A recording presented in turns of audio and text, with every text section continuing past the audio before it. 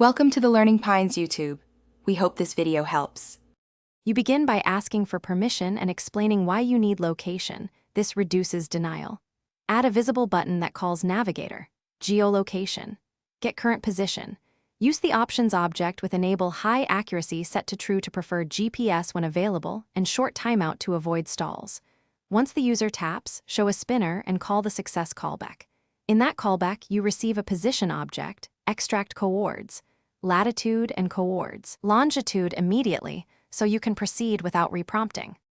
Once you have Coords, Latitude and Coords, Longitude, validate numbers and read Coords, accuracy to decide confidence levels. Then decide how to use the data. For a human-readable address, perform a reverse geocode via fetch to an API, sending lat, lon, and handling JSON. Make sure to handle network failures with try-catch and timeouts. If you need continuous updates, call Navigator, Geolocation. Watch position and throttle updates. Also cache the last known coordinates in local storage, so you can show something immediately. To finish, render the latitude and longitude to the UI and place a marker on a map library, then center and set zoom. Store only the essentials, lat, lon, timestamp, and update at sensible intervals to conserve battery. Make sure to clear watch position when done.